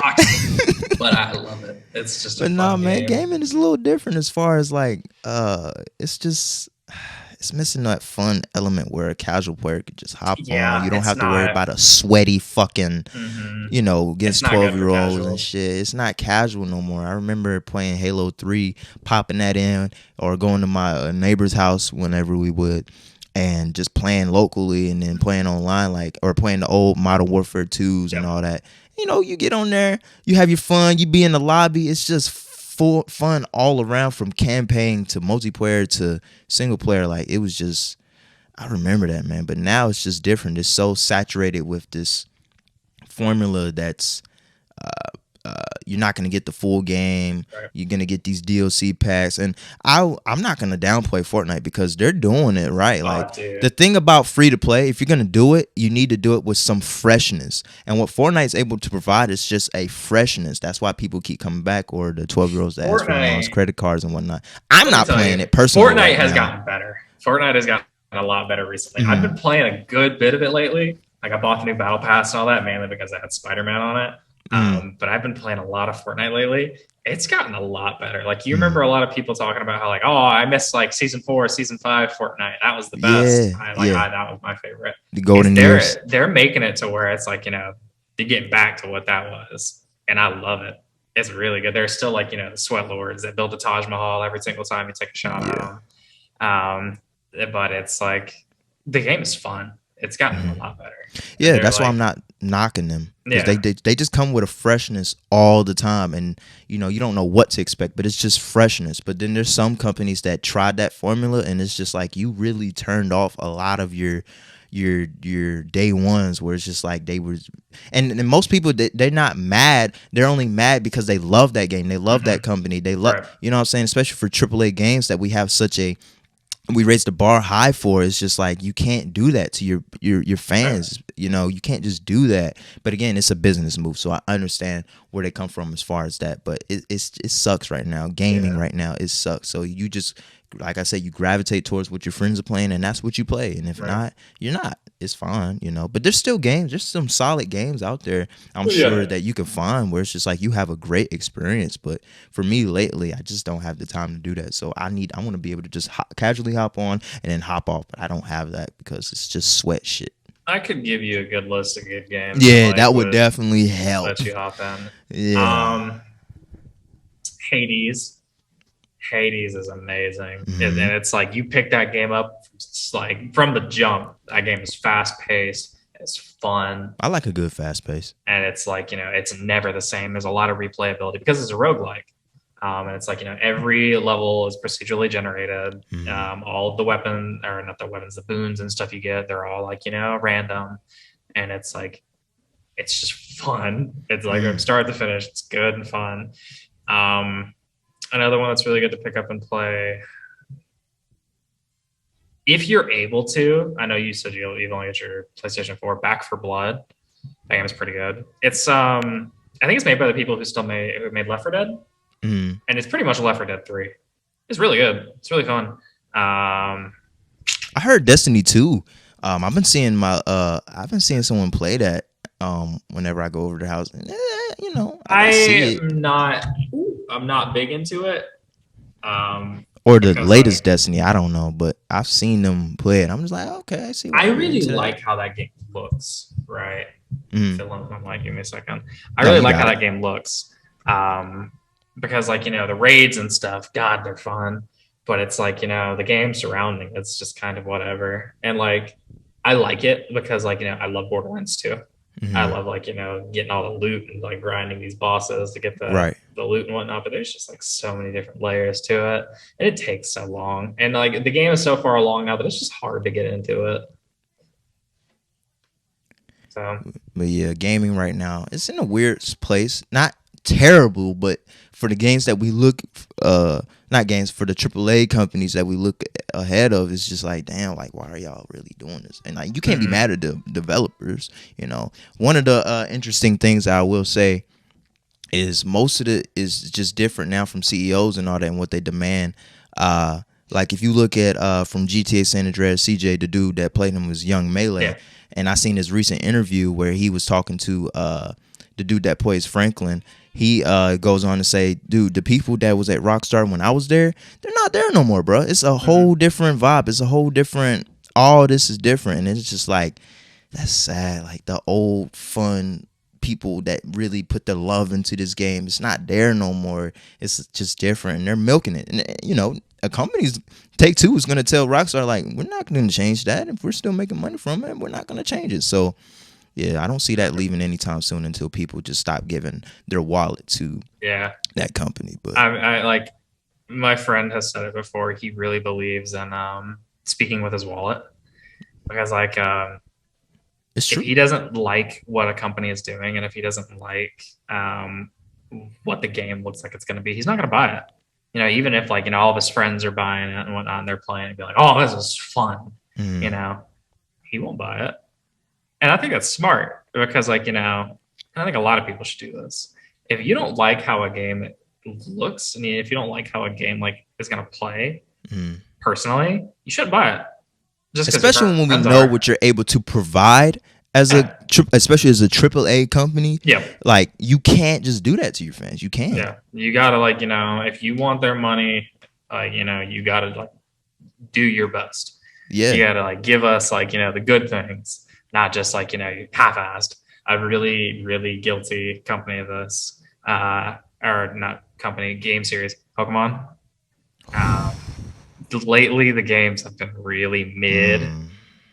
You know, I love Sword and Shield. I thought it was great, but comparatively to what it could be, Pokemon is the biggest franchise ever.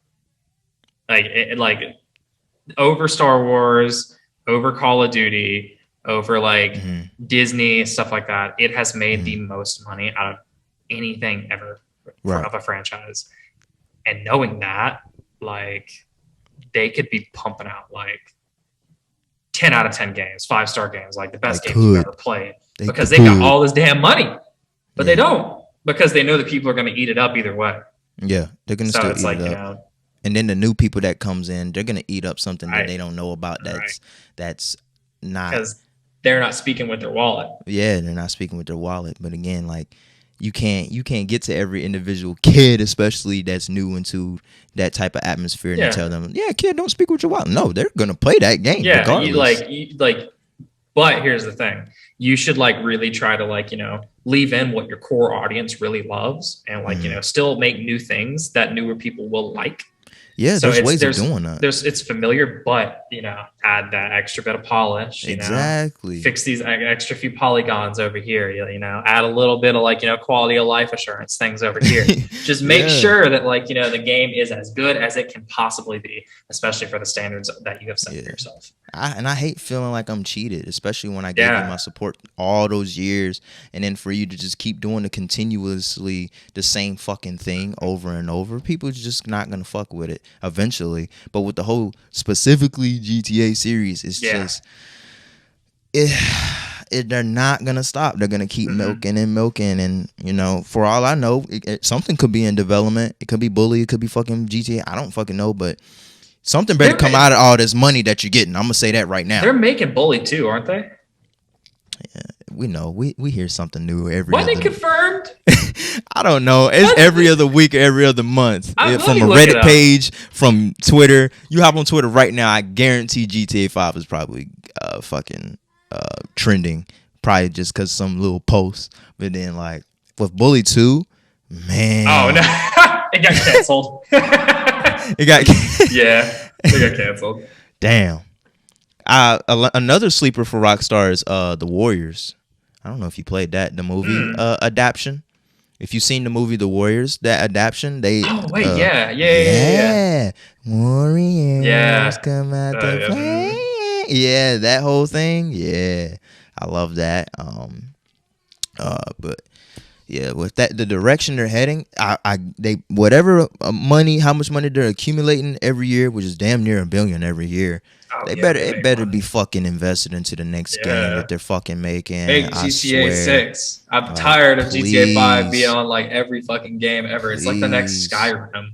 You remember Skyrim was getting put on every console? That's how they're doing with GTA. Soon that thing is going to be able to be played on a smart fridge. Yeah, it's everywhere. He said, "Damn the phone, we're going to the smart fridge." And, like, it's going to be on a phone soon, probably. Hook your controller up to it wirelessly, and then you're in. You're in.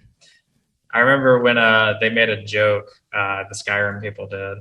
They made it to where you could play Skyrim on an Amazon Alexa.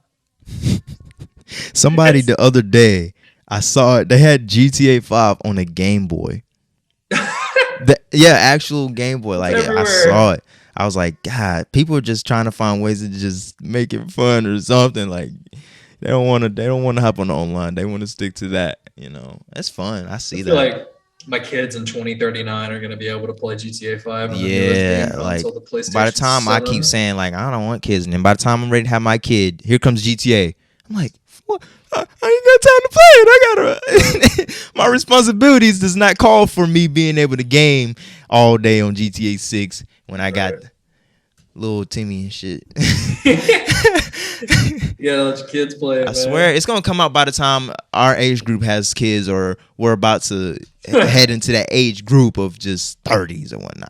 I swear if I'm 25, 28, or 30 and GTA 6 comes out, I'm gonna be like, but I'm still gonna buy it though. I'm still gonna play it. I'm still gonna buy it. I ain't gonna sit there and act like I'm not. This is what we've been waiting for 20 plus years. For sure. It was 2013. I remember I was in gym class, 6th grade. I saw the first trailer for September. I was in gym class. We was all talking about it. Up to now, I'm 20. I'm just like, where the fuck is GTA 6? Right. What they gonna do, man? I don't know. I've seen all types of shit, but we don't know for sure. I don't know, man. I hope it comes out soon because, like, with as good as the online was for GTA 5, before the oppressor. Yeah, before the oppressor. It's like that game was fun. It was really good. Yes, and like GTA 6 is just gonna be better. So like they're taking their time, you know. I'm gonna be in the positive camp to where like they're just trying to make the game as good as optimistic. possible. Like yeah. I'm only saying these things out loud because I care. I care. People would not be speaking up if they didn't care. We care. We want to see y'all do great, and we want greatness out of that, you know. But we just essentially care. That's it. Yeah. But for the new people that hop on and then spend their money into those microtransactions, like I said, they're just gonna keep milking it until they can't no more. And then microtransactions kind of kill a bunch of games. That's why Star Wars. You know what really pissed me off though? What? When we had that PlayStation thing going on for PlayStation 5 and they had the Rockstar logo pop up, and then before you know, they were like GTA 5. It's back. It's back. It's here.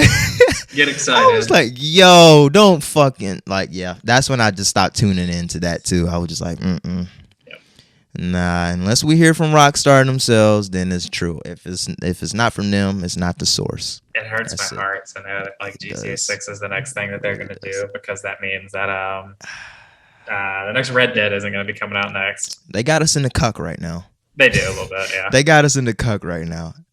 They do. For sure. We're on the edge about it. We're definitely on the edge about GTA or Rockstar itself, whatever. I just want another Red Dead, man. I'll take another Red Dead. Give me that Sadie storyline. That'll hold me for the next 2, 3, 4 years, and then come out with GTA. If you're gonna at least do that, you know, if it's not GTA, give me another Red Dead. Fuck it.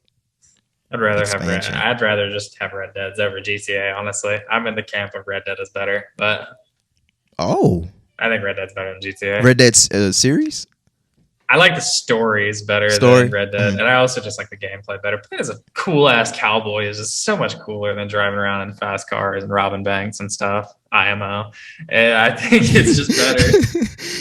Yeah, but, man, imagine if an accidental thing that they created as far as GTA Online and the microtransaction, imagine if it didn't pop off like it did.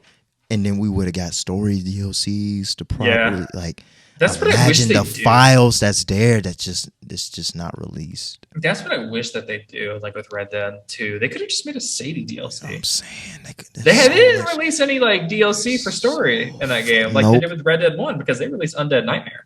Yeah, and we didn't get anything like that for Red Dead 2. We did not. Which kind of sucks.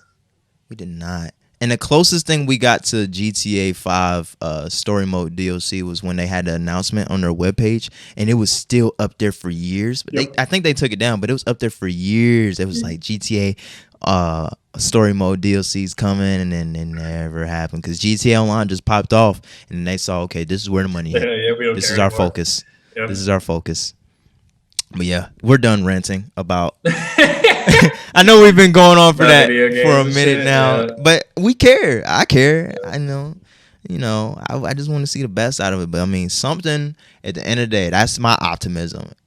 Something better come out of y'all getting all this money, and it better be invested into whatever next 2, 3 games y'all got coming out. I'm excited for that. I'm excited. I am too. I'm pretty happy for when it finally does come out. Oh damn! What was that? I bumped the desk with the chair. Shit. But yeah, man, how you been? As far as what you got going on in the next couple months that's planned. You say you had the show, you had I've got a show. I've got my esports season, so a lot of games that I'll be playing on stream and stuff. Doing these competitions. I'm gonna be traveling for a couple tournaments, mainly to like the Triangle area, so like Raleigh and Charlotte. The 5th, I am riding up to Charlotte for the tournament, and yeah, it's pretty much it. School stuff like that. So not a whole lot. Just same old, same old. Same old, same here, man. I got certain things planned too, as far as what type of content I want to bring out more. And damn, I still to this day get asked, man, where's those fucking skits? Like, man, this is not freshman year high school. Like, for some people, if I had a page where I had all these skits. It was getting good views and shit, but like people were very interested in that and what I had brought. But comedy is a little different right now. But I'm up for the challenge for that.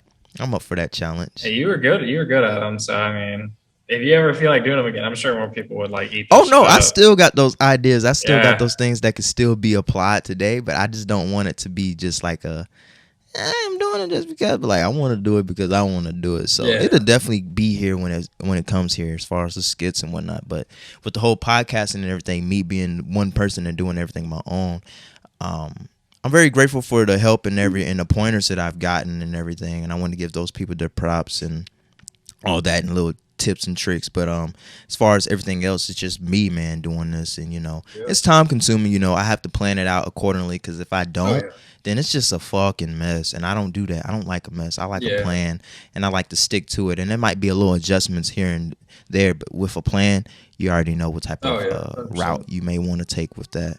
I'm like really like anal about that stuff too. Like, if I've got it scheduled, I want to get it done. Yeah, because, or a routine at that. Yeah, like changing stuff up, like then I'd have to change up more of my schedule. And, I don't want to do that. If I change one thing, I have to change a whole bunch of other things. Yeah, I hate that. Yeah. I hate doing it's a commitment, though. It is a commitment, and I'm sticking to it. At least getting 2-3 episodes out per month, and then with whatever else I want to be able to provide. What happened? Hang on. Here we go. My buddy was calling me. Give me a second. No, you're fine. But yeah, that's what I wanted to do for you guys, So be on the lookout for that, especially. But yeah, I'm doing everything by the quarter. I'm not gonna fucking do the whole fucking what's in the next 8 months, 12 months. But I know what I want to do for the year alone. But one thing, one step at a time, and trying to get everything right, and wanting to make sure everything is done right and well to my liking. Because I'm not trying to say I'm too much of a perfectionist, but I just have those type of here he is. Wait. My friend called me on my phone, and I had to. Oh damn! I had to. I had to try to accept the call. No, I was just telling them about the whole thing that I may have planned for the future, as far as this year alone. But yeah, doing everything quarterly and not trying to be too far ahead or too far behind, but keep my foot on that gas pedal, and then just wanting to be able to provide certain content. But like this whole space and everything, I've always wanted to do something like this. I just didn't know I was going to end up doing podcasting, Right. It wasn't just like, who inspired you to fucking... Nah, it wasn't like a sense of inspiration. Like, I naturally like to talk, right. Not like talk, but like I just like to talk and have conversations. So, I definitely do appreciate you and you having your time here. I'm not trying to end it here, but I'm just you're good. letting you know, man. I was about to say, I appreciate it, for real. If you'd like to end it soon, that would work for me, because like I gotta go and yeah. We could wrap it up, man. I could do this little outro and everything. Yeah, it's been good having you here, bro. I know you've been wanting to do this. We can definitely get it in another time. I got you, Vicente, Josh on one. Hey, but we have had talks about getting a trio episode in, man. That's gonna be tough to plan. That is gonna be tough to plan, but we can probably get it done. I can see it happening. I can work around stuff, as long as it's not on a day that I have a game or like I have rehearsals or something. Oh yeah, we're gonna have this planned ahead of time. So that's the least I can do for the people that's looking out for that. I want to get a trio fucking episode out. Right. Yeah. That'd be fun. Now that I got each individual, I probably was like, that's a whole different perspective. That's gonna be interesting. That's gonna be interesting. But I like that. I like that. That would be something else. He's always I'm got down something to for it, talk though. about. I'm down for it. I'm interested to hear what he has to say. I am, at least, but it's just like, it might not Right. be something nobody likes. But hey, that's dog. He's always been he's been pretty outspoken with the things Yeah, that he's gonna let you know, he like, cares about. yeah, everyone stands for what they stand for, but hey, Right. I'm not gonna hold it against you. You know what I'm saying? We know what every person, what they bring and whatnot. But to get an episode out like that, where I can have 3 people on here, and then we just boom, boom, boom. You know, when I wanted to start this out, I wanted it to be an in-person thing, but I was just like COVID and everything, whatever, blah, blah, blah. So yeah, I'm working around that. But yeah, to get a trio person episode and get them all their own individual episode and it just transpire. It'll happen. Watch, Yeah. it'll happen. I'm gonna speak it into existence. It's gonna happen too. Where I just have that happen for everyone and to provide that type of space. But yeah, I appreciate your time and for you making the time to want to do this, man. I'm glad we planned this out. I'm glad that you're here.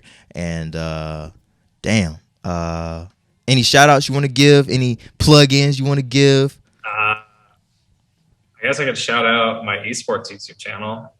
You could go look up Marcel Esports on YouTube and on Twitch. We have our Right. games and we I'll have link our that. we Send have me our those links. a whole bunch of different videos and stuff that we put out. We're gonna have more highlights and stuff coming up Nice. this next season. That's pretty much where I am. If you want to follow me on Twitter, it's Onigiri1. Same as that's Instagram too. Onigiri, but the G is a 9. So I'm sure Amir will link all that. But yeah, that's pretty much it. Yeah. I've had fun. It was cool. Yeah, this was cool, man. I love this. Definitely, look out for another one. Soon, man. Just soon. let me know, man. Whenever you want to For real. try to get that trio thing Yeah. out, I'll be down. I do. I've talked to each and every one of them after episode, which is like, man, that does not sound like that sounds like a good idea. Like for real, like I want to do that. That's interesting. But yeah, it's been good having you here, bro. I appreciate it. Like I said, for you making the time and. For everyone that's tuning in, watching it, or if you're listening, I also want to get this stuff on either Spotify or Apple. I'm still working in between that and everything. It's a little funny right now, but we're gonna get that right.